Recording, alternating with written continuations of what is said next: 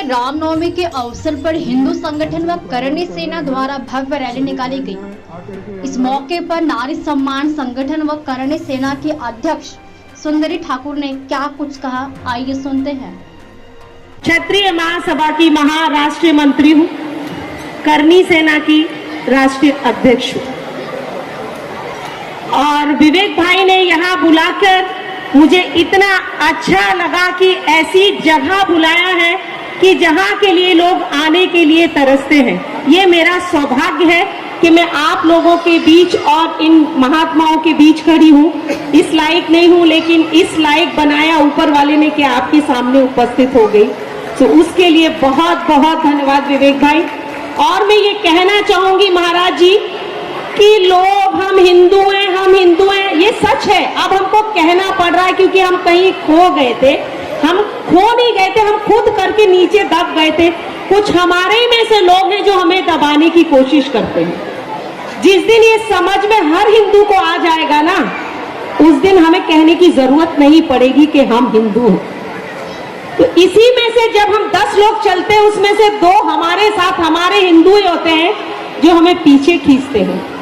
और एक सामने वाले की कौम है। आप कभी भी नोटिस करना, अगर किसी फकीर को भी आपने टच कर लिया, वो मरसाइड में जा रहा होगा, उतरेगा और उसके लिए लड़ेगा।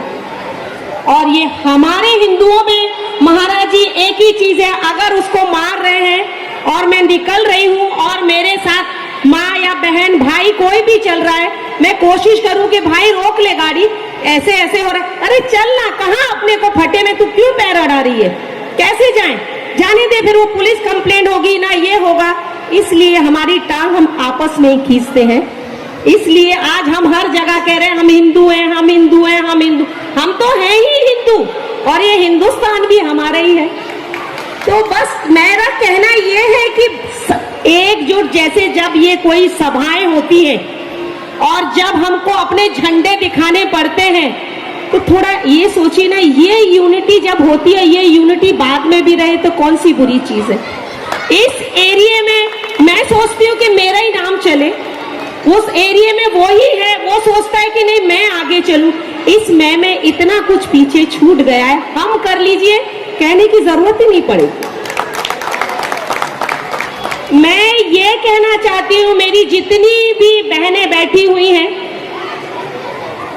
आज जो हम लव जिहाद जो भी सारे लोग कह के गए हैं, ये सच है, लेकिन कहीं ना कहीं उसमें हम भी जिम्मेदार हैं। आज की जनरेशन के लिए, आज की बच्चियों के लिए हमें अपनी बच्चियों को मोटिवेट करना हमने छोड़ दिया है कि तो आप कंट्रोल करेंगी तो बच्चे करेंगे ना। मैं ये नहीं कह रही, फादर की भी जिम्मेदारी होती है, लेकिन फादर एक इतनी उलझनों में फंसे हुए होते हैं कि थोड़ा सा वो ध्यान इस चीज पे फैक्ट है कम दे पाते हैं।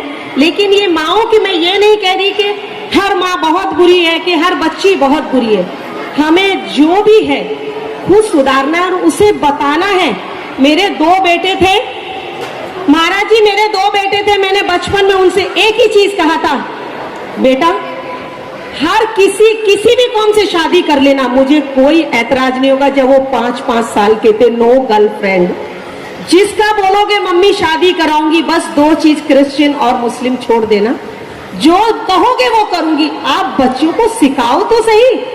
आप जब वो 20 साल के हो जाते हैं, 18 साल के, जब आप उनको ये बताओगे कि इसके मायने क्या होते हैं, वो नहीं समझेंगे। वो फिर आपको समझाएंगे, आपको नहीं पता मम्मी, हमारे आपके जमाने में होता था, हमारे जमाने में नहीं होता है। वैसे ही वो गोनियों में बन के आ रही है, इनके जमाने में ये होता है। तो ये पेरेंट्स को एक तो मोबाइल, दूसरा 2-2 साल के बच्चे खाना नहीं खा रहे हैं, 2-2 साल के बच्चे खाना नहीं खा रहे हैं, उनको मोबाइल दे देते हैं क्योंकि मम्मी को बात करनी है ना, तू भी ले, चल उसको भी पकड़ा दिया। आप क्या शिक्षा दे रहे हैं? आजकल खोलते ही मोबाइल में खुद को शर्म आ जाती है, बगल में अगर भाई बैठा हो, बेटा बैठा हो, कोई भी बैठा हो, अचानक खुल जाता है तो उसमें क्या नजर आता है कुछ समझ में नहीं आता है। तो हमें अपने बच्चों को भी सीख देनी चाहिए कि उन्हें किस रास्ते से गुजरना है, किस रास्ते, हमारा जो कर्तव्य है वो पूरा करना चाहिए। आगे कभी कभी तकदीर भी धोखा दे देती है, वो एक अलग बात है। लेकिन ये हमारे अंदर भी होना चाहिए। थोड़ा सा बाहर निकलिए। आप सभाओं में आती है झंडे लेके, जय श्री राम, वो बस यहाँ के घर जाएंगी, सुबह से मोबाइल ही नहीं देखा। यार कितने फोन आते चले गए होंगे, कितने फ्रेंड रह गए होंगे। थोड़ा सा इससे बाहर आइए। तो हमको चिल्लाने की जरूरत ही नहीं है, हम तो है ही हिंदू, हमारा हिंदुस्तान ही है, तो हम क्यों चिल्ला रहे बार बार हिंदुस्तान मेरा? वो तो मेरा है ही, मैं क्यों बार बार चिल्लाऊं हिंदुस्तान मेरा है?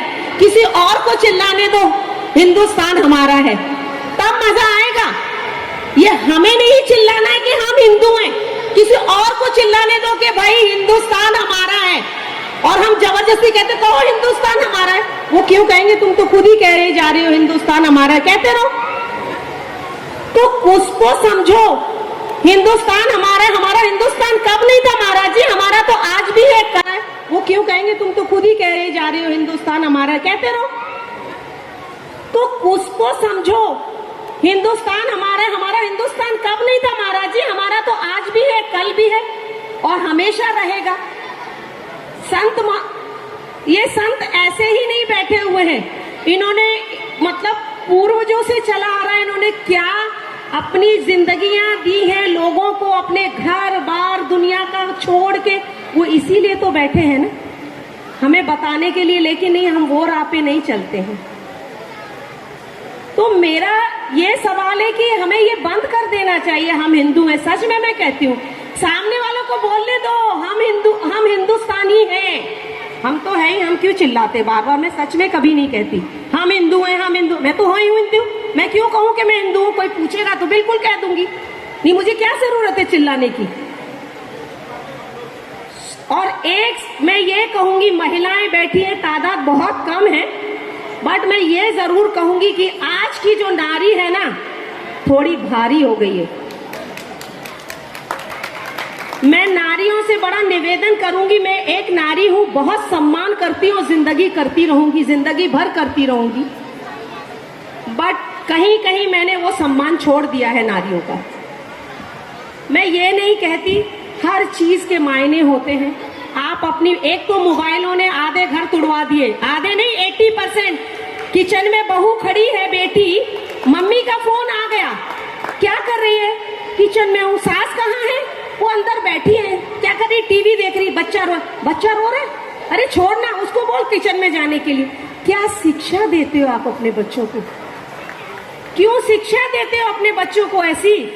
आप किसी के घर में भेज रहे हो उसको, तो कम से कम ये तो सोचो कि उसका घर बसने दो। बसने से पहले आप उजाड़ लेती हो और उसको घर में बुला लेती हो, क्या करोगी उसका? हद हो गई है। और मैं ये नहीं कहती कि सिर्फ लड़कियां ही ये कर रही हैं। देखो, निरूपा राय भी थी और ललिता पावर भी है, दोनों ही है, सास है ना, सास दोनों हैं, मगर वो 80% है। ये मैं सच बता रही हूँ क्योंकि मैं कोर्टों में जाती हूँ। 80% झूठे मुकदमे हैं, जो 20% महिला है ना भैया, वो बड़ा सफर कर रही है। क्योंकि पहली बात तो वो कोर्ट तक जा ही नहीं पाती हैं जो सच वाली होती हैं, और वो चली गई तो 80% जो लाइन लगी है, वो जज उनको डेट देता है, उसकी भी शक्ल देख के डेट दे देता है। तो जो सच है, क्योंकि आप कभी प्रूफ नहीं कर पाओगी कोर्ट में, बस आपको हरेसमेंट करनी है। कितनों